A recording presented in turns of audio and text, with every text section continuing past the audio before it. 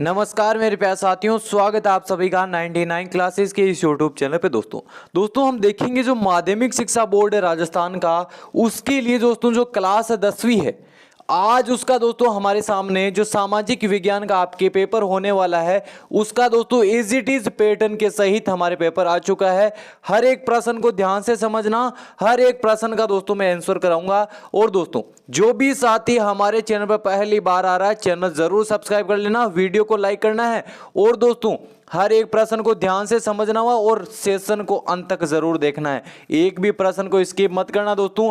यहां पे आपने एक प्रश्न को स्किप कर दिया तो एग्जाम के अंदर वही प्रश्न आपको देखने के अंदर मिल जाएगा दोस्तों। क्या पता आपके 1 नंबर 2 नंबर 3 नंबर के कोई सा भी प्रश्न सीधा का सीधा एग्जाम के अंदर छप सकता है दोस्तों। इसीलिए दोस्तों बोल रहा हूं सेशन को अंत तक जरूर देखिएगा। और जो भी साथी हमारे चैनल पर पहली बार आ रहा है, चैनल जरूर सब्सक्राइब कर लीजिएगा, वीडियो को लाइक करना है और क्या करना है, अपने फ्रेंड्स के पास इस सेशन को अधिक से अधिक जितना ज्यादा हो सके जो 10th क्लास के अंदर विद्यार्थी पढ़ रहा है उसके पास इस पेपर को पहुंचा दीजिए दोस्तों। तो चलिए दोस्तों, पहला प्रश्न क्या बोल रहा है हमारा, पहला प्रश्न है वस्तुनिष्ठ प्रश्न। इसके अंदर है इंकलाब जिंदाबाद का नारा किसने दिया था, बताइए। इंकलाब जिंदाबाद का नारा महात्मा गांधी, पंडित जवाहरलाल नेहरू, भगत सिंह या सुभाष चंद्र बोस के द्वारा। बताइए दोस्तों, इन चारों में से इंकलाब जिंदाबाद का नारा जो भगत सिंह है उनके द्वारा दिया गया था। किनके द्वारा दिया गया था इंकलाब जिंदाबाद का नारा? भगत सिंह के द्वारा। कौन सा विकल्प है आपके सामने? ऑप्शन नंबर आपके जो सामने स है वह आपके सही हो जाएगा। 1 नंबर का प्रश्न था, ध्यान से समझना, सारे के सारे प्रश्न है, बहुत ही ज्यादा मोस्ट इंपॉर्टेंट प्रश्न है दोस्तों। अगला प्रश्न क्या बोल रहा है आपके सामने, विश्व बैंक और अंतर्राष्ट्रीय मुद्रा कोष ने औपचारिक रूप से कब कार्य करना प्रारंभ किया था? बताइए दोस्तों, 1947, 1944, 1955 या 1991 को कब किया था? विश्व बैंक और अंतर्राष्ट्रीय मुद्रा कोष ने औपचारिक रूप से कब कार्य प्रारंभ किया था? यह किया था दोस्तों आपके 1947 से। कब किया था प्रारंभ? 1947 से। जो विकल्प आपके सामने ए दे रखा है वह क्या आपके सही हो जाएगा। 1 नंबर का प्रश्न। अगला प्रश्न, कौन से बंदरगाह 1780 के दशक से व्यापारिक बंदरगाह के रूप में विकसित होने लगे? कौन से? मुंबई और कोलकाता, सूर व मछलीपट्टनम, कांडला व तूतीकोरन या चेन्नई व कांडला पोर्ट। दोस्तों बताइए इनके अंदर से कौन से बंदरगाह है जो 1780 के दशक से व्यापारिक बंदरगाह के रूप में विकसित होने लगे? कौन से हैं दोस्तों? मोस्ट इंपोर्टेंट प्रश्न दोस्तों। ये मुंबई और जो कोलकाता बंदरगाह है, कौन से? मुंबई और कोलकाता जो पोर्ट है उनको अंदर दोस्तों जो व्यापारिक रूप से उनको विकसित किया गया था 1780 दशक से। अगला प्रश्न, बाल गंगाधर तिलक द्वारा प्रकाशित पत्र कौन सा था? बताइए दोस्तों, बंगाल गजट, केसरी, ब्लू या वेलम। दोस्तों बाल गंगाधर तिलक द्वारा प्रकाशित जो पत्र था वह था कौन सा? वह था दोस्तों केसरी। कौन सा था प्यारे दोस्तों? केसरी। कौन सा विकल्प है आपके सामने? ऑप्शन नंबर ब सही हो जाएगा। ध्यान से समझना दोस्तों, हर एक प्रश्न, इसके अंदर से कितने प्रश्न है? 22 प्रश्न आने वाले हैं। लास्ट प्रश्न आपके मैप का रहने वाला है और हर एक प्रश्न दोस्तों उसकी व्याख्या सहित मैं आपको बताऊंगा। हर एक प्रश्न को कैसे किस तरीके से आपको एग्जाम के अंदर लिखना है, आपका जो लिखने का पैटर्न है दोस्तों उसके ऊपर भी आपको डिपेंड करता है जो आपके एग्जामिनर है वह उसके कितने परसेंट दे। आप दोस्तों प्रश्न के अंदर कुछ गलत भी लिखो, लेकिन जो आपके लिखने का जो पैटर्न होता है उसके अकॉर्डिंग आपको क्या एग्जामिनर नंबर देता है दोस्तों। अगला प्रश्न क्या बोल रहा है, भारत के कुल भौगोलिक क्षेत्रफल के कितने प्रतिशत भाग में भू उपयोग आंकड़े उपलब्ध है? दोस्तों बताइए, जो भारत के कुल भौगोलिक क्षेत्रफल के कितने प्रतिशत भाग के भू उपयोग जो आंकड़े हैं वह हमारे सामने उपलब्ध है? 93%, 90%, 30% या 43%। बताइए दोस्तों कितने उपलब्ध है हमारे सामने? यह है हमारे 93, कितने? 93% आंकड़े हमारे पास में क्या है? उपलब्ध है दोस्तों। अगला प्रश्न, बांधवगढ़ राष्ट्रीय उद्यान कहां स्थित है? बताइए दोस्तों, ये बांधवगढ़ है, ये राजस्थान के कौन से राज्य के अंदर है जो राष्ट्रीय उद्यान है वह स्थित है? दोस्तों राजस्थान, मध्य प्रदेश, उत्तर प्रदेश या पंजाब के अंदर। दोस्तों बताइए कहाँ है दोस्तों, ये है आपके मध्य प्रदेश के अंदर। कौन से राज्य के अंदर है प्यारे दोस्तों, मध्य प्रदेश के अंदर। कौन सा विकल्प है आपके सामने, ऑप्शन नंबर ब सही हो जाएगा। इससे रिलेटेड दोस्तों जो पेंच है, पूड़ा है, वह भी दोस्तों आपके बहुत ही ज्यादा महत्वपूर्ण है, उनको भी ध्यान रखना। अगला प्रश्न, भारत का दूसरा महत्वपूर्ण धातु शोधन उद्योग कौन सा है, एल्यूमिनियम, लोहा, स्वर्ण अश्वेक या अभ्रक। दोस्तों दूसरा महत्वपूर्ण धातु शोधन उद्योग कौन सा है, मोस्ट इंपोर्टेंट प्रश्न है दोस्तों, यह है आपके एल्यूमिनियम। कौन सा है, एल्यूमिनियम, ऑप्शन नंबर ए सही हो जाएगा। अगला प्रश्न, निम्नलिखित में से कौन सा परिवहन साधन भारत में प्रमुख साधन है। बताइए दोस्तों, परिवहन साधन के भारत में प्रमुख साधन, पाइपलाइन परिवहन, सड़क परिवहन, रेल परिवहन या वायु परिवहन। कौन सा है भारत के अंदर, मोस्ट इंपोर्टेंट प्रश्न है। बताइए दोस्तों, बताइए कौन सा विकल्प सही होगा, इसका होगा सड़क परिवहन। अगला प्रश्न क्या बोल रहा है दोस्तों, बेल्जियम निम्न में से किस महाद्वीप का हिस्सा है, मोस्ट इंपोर्टेंट प्रश्न। जो बेल्जियम देश है वह कौन से महाद्वीप का देश है दोस्तों, बताइए, यूरोप, उत्तरी अमेरिका, एशिया या ऑस्ट्रेलिया का। बेल्जियम दोस्तों किसका है, बताइए, बेल्जियम हो जाएगा आपके यूरोप का। किसका हो जाएगा, यूरोप का। अगला प्रश्न, निम्नलिखित में से कौन सा विषय समवर्ती सूची में शामिल नहीं है। बताइए दोस्तों कौन सा विषय है जो समवर्ती सूची के अंदर शामिल नहीं है, पुलिस, रक्षा और कृषि। ये है जो शिक्षा है वह आपके समवर्ती सूची के अंदर शामिल है। अगला प्रश्न, निम्न में से किस देश में सार्वजनिक जीवन में महिलाएं की भागीदारी का स्तर बहुत ऊंचा है। दोस्तों बताइए दोस्तों, सार्वजनिक रूप में महिलाओं की भागीदारी का स्तर बहुत ऊंचा है, किस देश में है, नॉर्वे, स्वीडन, फिनलैंड या उपयुक्त सभी के अंदर। बताइए दोस्तों किसके अंदर है ये, नॉर्वे, स्वीडन, फिनलैंड या उपयुक्त सभी। किसके अंदर है दोस्तों, जिसके अंदर, जिस देश के अंदर जो महिलाएं हैं उसके सार्वजनिक जीवन में महिलाओं की भागीदारी का जो स्तर है वह बहुत ऊंचा माना जाता है। ये तीनों के तीनों देश है दोस्तों, उनके अंदर माना जाता है। अगला प्रश्न, इंडियन नेशनल कांग्रेस की स्थापना किस वर्ष हुई थी। इंडियन नेशनल कांग्रेस की स्थापना किस वर्ष की गई थी, बताइए किस वर्ष की गई थी, 1885 ईस्वी के अंदर। कब की गई थी, 1885 ईस्वी के अंदर। अगला प्रश्न दोस्तों, किस क्षेत्र की गतिविधियां प्राथमिक एवं द्वितीयक क्षेत्र के विकास में मदद करती है। बताइए दोस्तों किस क्षेत्र की गतिविधियां करती है ये, द्वितीयक, प्राथमिक, तृतीयक या उपयुक्त सभी की। दोस्तों ये करती है आपके तृतीयक की। किसकी, तृतीयक की। मोस्ट इंपोर्टेंट प्रश्न है, एग्जाम के अंदर छपने वाला प्रश्न है।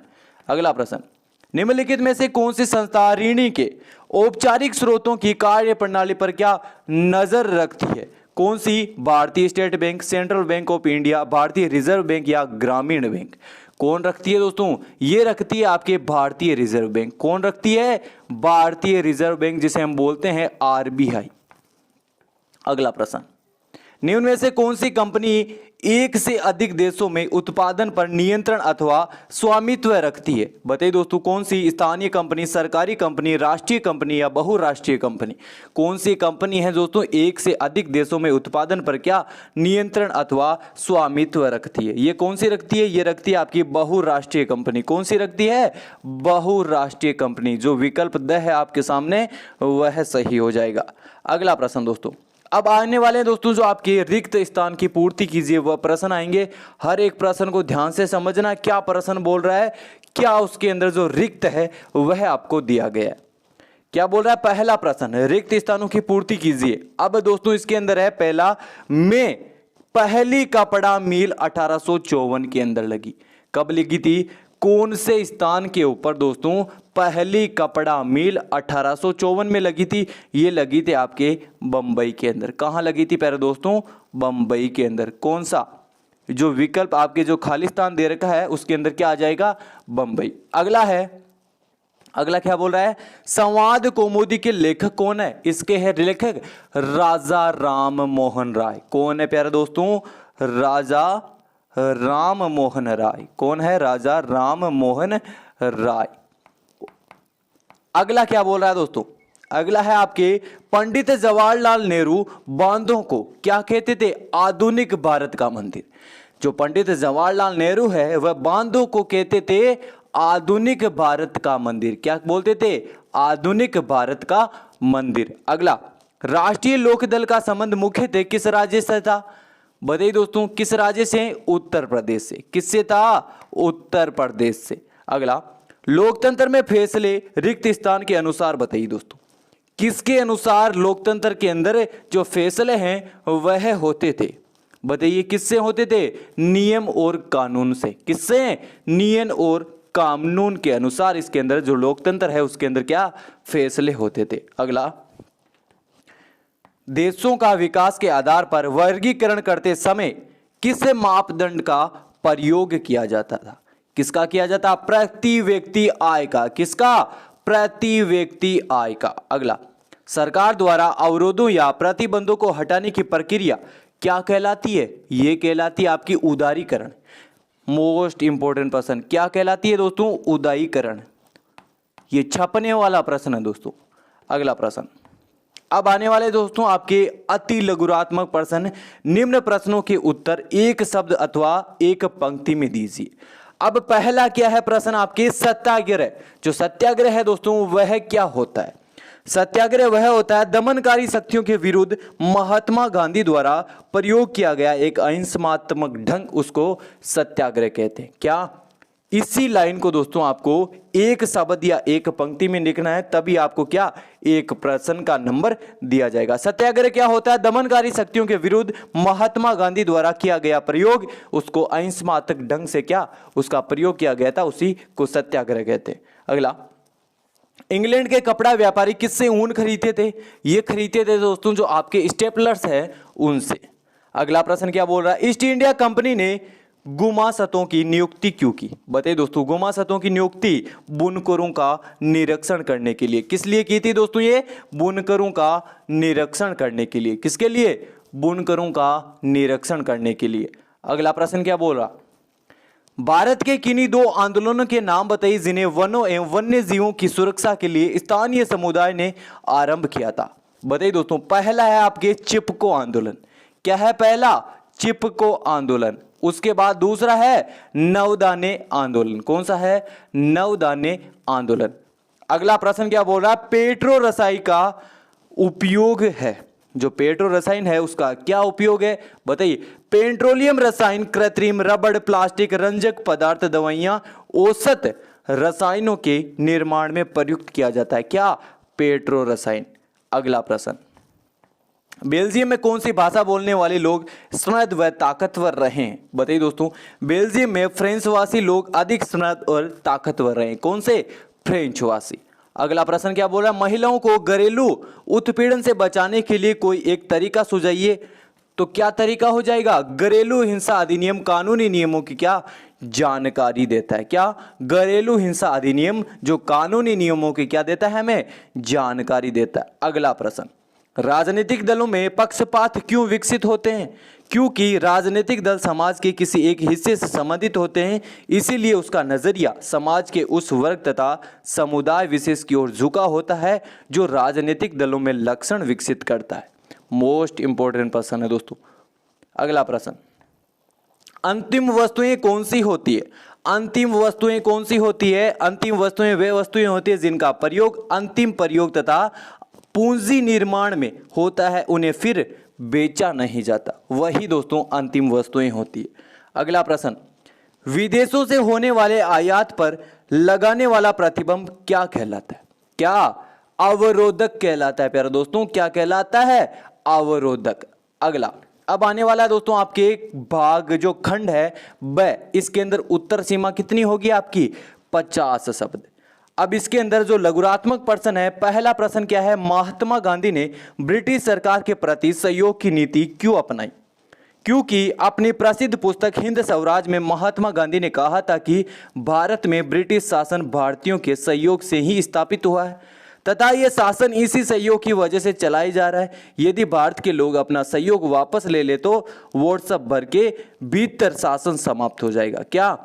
पल भर के अंदर शासन समाप्त हो जाएगा और स्वराज की स्थापना हो जाएगी। अतः गांधी जी ने ब्रिटिश सरकार के विरुद्ध असहयोग आंदोलन चलाने का क्या निश्चय किया था। अगला क्या प्रश्न बोला दोस्तों? कितागावा उतामारू कौन था? उसका क्या योगदान है? संक्षेप में बताइए। अब बताइए, जो दोस्तों जो कितागावा उतामारो, ये दोस्तों यहाँ पे टाइपिंग मिस्टेक है, ये एक चित्रकार था। इसका जन्म 1753 ईस्वी में ईडिएपेचो के वर्तमान में टोक्यो में हुआ और उतामारो ने उपयोग तैरती दुनिया के चित्र है नाम ही एक चित्रकला शैली में महत्वपूर्ण योगदान दिया। इसमें आप शहरी का चित्रण किया गया है। इनकी छपी प्रश्न यूरोप अमेरिका में पहुंची। इस चित्र शैली ने मानवीय गिरोह चित्रकारों को क्या प्रभावित किया। दोस्तों मोस्ट इंपोर्टेंट पर्सन है, किनको किया है दोस्तों, मोने। इसके अंदर नहीं दिया हुआ दोस्तों, किसको किसको किया है, कौन से चित्रकार है।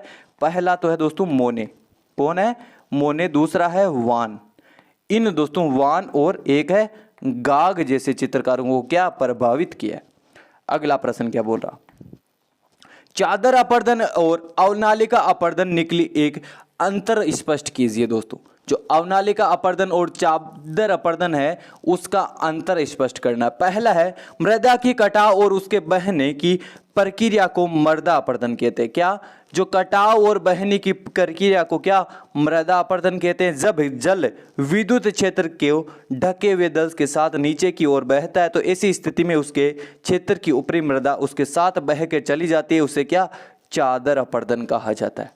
अगला है आपके अवनालिका अपर्दन, कई बार तेजी से बहता हुआ जल नीचे की ओर नरम मृदा को काटते गहरी नालियां बना देता है तो ऐसे अपर्दन को अवनालिका क्या अवनालिका अपर्दन कहा जाता है। दोस्तों अगला प्रश्न, पर्याप्त जल संसाधन होने के बावजूद कुछ क्षेत्रों में जल की दुर्लभता क्यों पाई जाती है। मोस्ट इंपोर्टेंट प्रश्न, एग्जाम के अंदर छपने वाला प्रश्न है, रट लीजिए दोस्तों। इस प्रश्न का क्या आंसर होगा, क्या पर्याप्त जल संसाधन होने के बावजूद कुछ क्षेत्रों में जल की दुर्लभता क्यों पाई जाती है। अब देखिए इसका क्या आंसर होगा। पर्याप्त जल संसाधन होने के बावजूद कुछ क्षेत्रों में जल की दुर्लभता पाई जाती है। ये दुर्लभता जल की खराब गुणवत्ता के कारण हो सकती है या खराब गुणवत्ता के कारण कौन से हैं। पहला है घरेलू एवं औद्योगिक अपशिष्टों का जल में मिल जाना। क्या, घरेलू एवं अपशिष्टों को जो औद्योगिक अपशिष्ट है उनका जल में मिल जाना, ये जन्म नहीं है, जल में मिल जाना। अगला है रसायन एवं कीटनाशक एवं उर्वरकों को क्या जल में मिल जाना, ये भी दोस्तों एक कारण हो सकता है। अगला कारण क्या है, इस प्रकार क्या है, इसके अंदर इस प्रकार उत्सर्जित जल, ये नहीं दिया हुआ दोस्तों यहाँ पे। उत्सर्जित जल क्या है, उत्सर्जित जल को मानव उपयोग के लायक बनाने हेतु जल के पूर्ण शोध का उपाय नहीं किया जाता। क्या नहीं किया जाता, पूर्ण उपाय, जो पूर्ण शोधन है उसका उपाय नहीं किया जाता। अगला प्रश्न दोस्तों, किसी देश के अंतर्राष्ट्रीय व्यापार को उसकी आर्थिक बैरोमीटर क्यों कहा जाता है। मोस्ट इंपोर्टेंट प्रश्न, रट लो दोस्तों इस प्रश्न को। 5 स्टार वाला प्रश्न, एग्जाम के अंदर 101% आपके ये प्रश्न छपेगा। अब दोस्तों क्या है इस प्रश्न का आंसर, अंतर्राष्ट्रीय व्यापार दो या दो से अधिक देशों के मध्य किया जाता है। व्यापार के दो घटक होते हैं, कौन से होते हैं, आयात और निर्यात। एक देश के अंतर्राष्ट्रीय व्यापार की प्राप्ति उसके निर्यात से आंकी जाती है। कैसे जाती है, उसके निर्यात से आंकी जाती है। जिस देश के निर्यात आयात की अपेक्षा जितने अधिक होंगे उसे विदेशी मुद्रा उतनी ही अधिक प्राप्त होगी तथा देश आर्थिक रूप से समृद्ध बनेगा। कैसा बनेगा, समृद्ध बनेगा। और क्या होगा बताइए दोस्तों, मोस्ट इंपोर्टेंट प्रश्न, जिस देश के आयात की अपेक्षा विदेशी मुद्रा भी अधिक आएगी और देश समृद्ध बनेगा। और एक देश के अंतर्राष्ट्रीय व्यापार की यही प्रगति उसके आर्थिक विभव का सूचक मानी जाती है। इसीलिए अंतर्राष्ट्रीय व्यापार को एक राष्ट्र का आर्थिक बैरोमीटर कहा जाता है। बताइए दोस्तों, अच्छा प्रश्न था या नहीं था। और दोस्तों ऐसा ही आपको क्या लिखना है, एग्जाम के अंदर इसका उत्तर लिखना है। अगला प्रश्न, बहुसंख्यवाद से तात्पर्य क्या है, उस देश का नाम बताइए जहां बहुसंख्यवाद है। मोस्ट इंपोर्टेंट प्रश्न, हर एक प्रश्न को ध्यान से समझना। पहले तो दोस्तों आपको लिखना है बहुसंख्यवाद, उसके बाद में 2 डॉट लगाने हैं, उसके बाद इस प्रश्न का उत्तर शुरू करना है। यह एक प्रकार का मत है जो बहुत संकट क्या है, ये बहुत क्या दिया हुआ है, बहुसंख्यवाद समुदाय। ये बहुसंकट नहीं है, बहुसंख्यवाद समुदाय जिस प्रकार चाहे देश में शासन कर सकता है, बहुसंख्यवाद के सामान्य थे। ये भी दोस्तों ये है क्या गलत दिया हुआ है, बहुसंख्यक सामान्य थे अल्पसंख्यकों की इच्छाएं एवं आवश्यकताओं की अवहेलना करता है। ये सही है।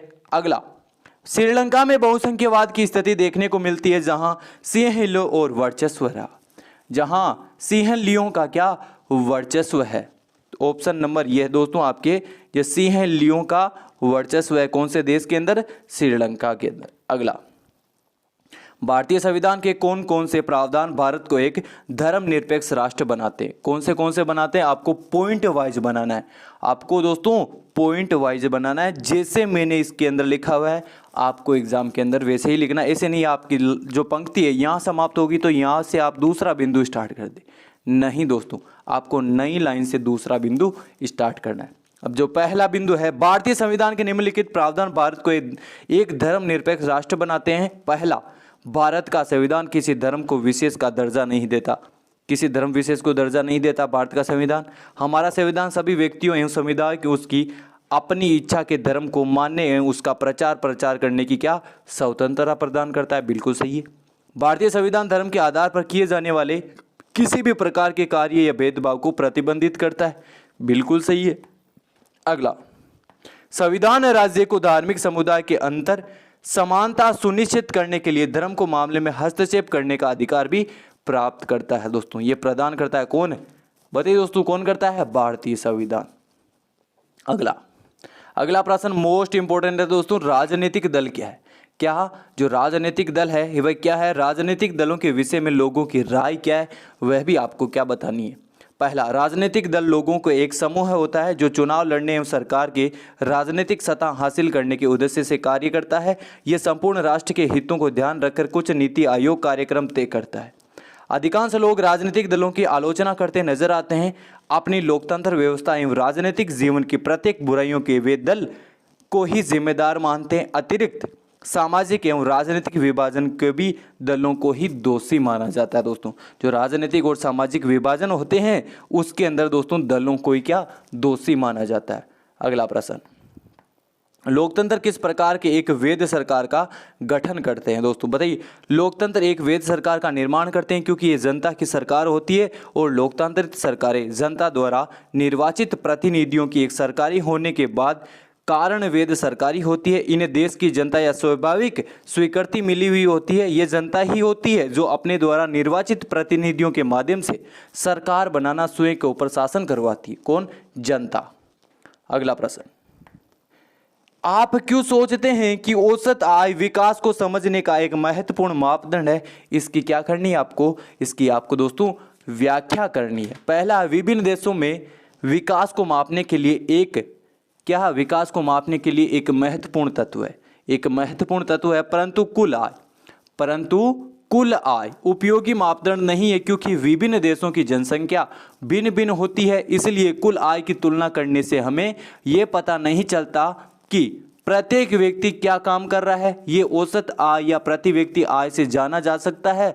इसी प्रकार हम औसत आय की तुलना करते हैं और जो कि कुल आयों की देशों की कुल जनसंख्या से भाग देने से प्राप्त होती है। इसीलिए हम सोचते हैं कि औसत आय विकास को समझने का महत्वपूर्ण मापदंड है। दोस्तों अगला प्रश्न, वैश्वीकरण प्रक्रिया से बहुराष्ट्रीय कंपनियों की क्या भूमिका है? बताइए दोस्तों, जो वैश्वीकरण है उसका जन्म विदेशी व्यापार एवं विदेशी निवेश के कारण हुआ। ये दोनों क्रियाएं मुख्यतः बहुराष्ट्रीय कंपनी द्वारा संपादित की जाती है। बहुराष्ट्रीय कंपनियां वैश्वीकरण की प्रक्रिया में महत्वपूर्ण भूमिका निभा रही है। ये कंपनी अन्य देशों में अपने उत्पादन का विस्तार कर रही है। विभिन्न देशों के बीच अधिक से अधिक वस्तुएं एवं सेवाएं, निवेश और प्रौद्योगिकी का आदान प्रदान हो रहा है। विगत कुछ वर्षों की तुलना में विश्व के अधिकांश लोग एक दूसरे से अपेक्षाकृत अधिक संपर्क में आए हैं। कौन? अलग अलग लोग दोस्तों, एक दूसरे के जो विश्व है उसके अंदर एक दूसरे के अलग अलग जो दोष है वह आए। अगला प्रश्न, उपभोक्ताओं के लिए क्षतिपूर्ति निवारण के अधिकार के महत्व का वर्णन कीजिए। दोस्तों उपभोक्ता को अनुचित व्यवसाय, कार्य एवं शोषण के विरुद्ध क्षतिपूर्ति मांगने का अधिकार होता है। ये उपभोक्ता को कोई क्षति मांगने या अधिकार होता है। यदि उपभोक्ता को कोई क्षति पहुंचाई जाए तो क्षति हुई मात्रा के आधार पर क्षतिपूर्ति प्राप्त करने का अधिकार होता है। इस कार्य को पूर्ण करने के लिए एक सरल एवं प्रभावी जड़ प्रणाली बनाने की क्या है हमें आवश्यकता है। दोस्तों अब आने वाला दोस्तों आपके खंड से, इसके अंदर 100 शब्द होने चाहिए एक उत्तर के अंदर। दोस्तों तो पहला प्रश्न दोस्तों इसका, रोपण कृषि भी एक प्रकार की वाणिज्यिक खेती है। इस कथन को स्पष्ट करते हुए इसकी विशेषता बतानी है। दोस्तों अब तो दोस्तों इसके अंदर अथवा भी दिया गया है, तो पहला प्रश्न का आंसर क्या होगा? रोपण कृषि भी एक प्रकार की वाणिज्यिक खेती है जिसमें फसल मुख्य रूप से बाजार एवं व्यापार को ध्यान में रखते हुए उगाई जाती है। इस कृषि के अंतर्गत एक नकदी फसल भी उगाई जाती है जिसका उत्पादन केवल बेचने के उद्देश्य से किया जाता है। चाय, कॉफी, रबर, गन्ना, केवल केला आदि उत्पादन रोपण फसलें हैं। पहला है रोपण कृषि की विशेषताएं और लक्षण क्या क्या है। पहला बिंदु क्या बोल रहा है? इस कृषि के अंतर्गत एक ही फसल वृहत स्तर पर उगाई जाती है। दूसरा, इस कृषि में अत्यधिक मात्रा में पूंजी निवेश किया जाता है। क्या? अत्यधिक मात्रा के अंदर पैसे निवेश किए जाते हैं। इस कृषि में आधुनिक विज्ञान एवं तकनीकी का प्रयोग भी किया जाता है। बिल्कुल सही है। अगला, इस कृषि के लिए विस्तृत क्षेत्र, कुशल प्रबंधन, तकनीकी ज्ञान, वैज्ञानिक मशीनरी, उर्वरक, पीड़कनाशी तथा विकसित परिवहन व्यवस्था, बाजार आदि की आवश्यकता भी होती है। इस कृषि से प्राप्त समस्त उत्पादन विभिन्न उद्योगों के कच्चे माल के रूप में प्रयुक्त होता है। इस कृषि में अत्यधिक मात्रा में श्रमिकों की आवश्यकता भी पड़ती है। किसकी? अत्यधिक लेबर की भी आवश्यकता होती है। रोपण कृषि, उद्योग एवं कृषि के मध्य एक अंतर स्पष्ट भी होती है। अगला प्रश्न क्या बोला गया दोस्तों? हमारे जो अथवा के अंदर उसका उत्तर भी दिया हुआ है दोस्तों, वो ध्यान से समझ लेना। यदि आपको पहला प्रश्न नहीं आ रहा तो अथवा वाले कर सकते हो। ये अथवा वाला आप वीडियो रोक कर भी इसका उत्तर देख सकते हो। अगला प्रश्न, प्रथम विश्व युद्ध किन दो यूरोपीय ताकतवर खेलों के बीच लड़ा गया? यह पहला आधुनिक औद्योगिक युद्ध था। इस कथन से आप कहां तक सहमत है दोस्तों? प्रथम विश्व युद्ध कौन सा? प्रथम विश्व युद्ध अगस्त 1914 में प्रारंभ हुआ। ये युद्ध दो यूरोपीय ताकतवर खेलों के बीच लड़ा गया। एक खेमे में मित्र राष्ट्र अथवा ब्रिटेन सांस में रस थे, दूसरे खेमे में केंद्रीय शक्तियां और अर्थात जर्मनी, ऑस्ट्रेलिया, हंगरी, तुर्की थे। ये युद्ध 4 वर्ष से भी अधिक समय तक चला और अंत के अंदर मिस्र राष्ट्रों की क्या विजय इसके अंदर हुई थी। अगला, आधुनिक जो पहला आधुनिक औद्योगिक युद्ध था, इस कथन में सहमत हूं कि प्रथम विश्व युद्ध पहला आधुनिक औद्योगिक युद्ध था। मानव सभ्यता के इतिहास में ऐसा भीषण युद्ध पहले कभी नहीं हुआ। इस युद्ध में मशीन गने, टैंकें, हवाई जहाज और रासायनिक हथियारों का भी क्या बड़े पैमानों पर उपयोग किया गया था। ये सभी हथियार दोस्तों जो आधुनिक विशाल उद्योगों की देन से युद्ध के लिए संपूर्ण विश्व से असम के सैनिकों की भर्ती की गई, जिन्हें विशाल जलपोतों में रेलगाड़ियों में भरकर युद्ध के मोर्चे पर लाया गया। और इस युद्ध में जो भीषण जनहानि हुई और विनाश लीला को देखने को भी मिली। यहाँ पे क्या है? इसके अंदर 90 लाख, कितने? 90 लाख से भी अधिक इसके अंदर क्या प्यारे दोस्तों लोग मारे गए थे। अगला प्रश्न क्या बोल रहा है? संघवाद का अर्थ बताते हुए संघीय व्यवस्था के गठन के तरीकों का सोदाहरण समझाइए। पहला आप अर्थ समझिए। जो संघवाद शासन वह प्रणाली है जिसमें सत्ता का क्या सत्ता, ये सट्टा नहीं है, सत्ता का विभाजन केंद्रीय प्राधिकार और सरकार की अंगीभूत इकाइयों के मध्य होता है। अब दोस्तों इसका गठन है वह केंद्र सरकार तथा राज्य सरकार के मध्य सत्ता का बंटवारा मुख्य रूप से ऐतिहासिक संदर्भों पर निर्भर करता है। जिन पर संघ की स्थापना हुई वही संघीय शासन व्यवस्था आमतौर पर 2 तरीकों से क्या होती है? गठित होती है। 2 तरीके दोस्तों आपको ऐसे लिखने, कैसे लिखने? साथ आकर संघ बनाना और साथ लेकर चलने वाले संघ। पहला दोस्तों आपके साथ आकर संघ बनाना। इसके अंतर्गत 2 या 2 से अधिक स्वतंत्र राष्ट्र को साथ लेकर एक बड़ी इकाई का गठन किया जाता है तथा तभी स्वतंत्र राष्ट्र अपनी संप्रभुता को देखते और रखते हैं और अपनी अलग अलग पहचान को भी बनाए रखते हैं। सात आकर्षक बनाने वाले प्रमुख उदाहरण, जो सात आकर्षण बनाने वाले प्रमुख उदाहरण कौन से हैं? संयुक्त राष्ट्र अमेरिका, जिसे हम बोलते हैं USA, United state of America, Switzerland और ऑस्ट्रेलिया।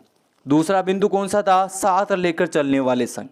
इसके अंतर्गत एक बड़े देश दूसरा अपनी आंतरिक विविधता को ध्यान में रखते हुए राज्यों का गठन किया जाता है तथा फिर और राष्ट्रीय सरकार के बीच सत्ता का बंटवारा भी कर दिया जाता है। इसके अंतर्गत केंद्र सरकार अधिक शक्तिशाली होती है और भारत, बेल्जियम, जापान इस प्रकार संघीय शासन व्यवस्था के क्या है? उदाहरण है दोस्तों।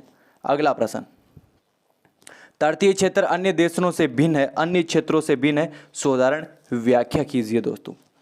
तटीय क्षेत्र परिवहन, संचार, बीमा, बैंकिंग, भंडार एवं व्यापार आदि से संबंधित सेवाएं प्रदान करता है। आर्थिक क्षेत्र को सेवा क्षेत्र भी कहा जाता है। तटीय क्षेत्र अन्य दो क्षेत्रों से भिन्न है।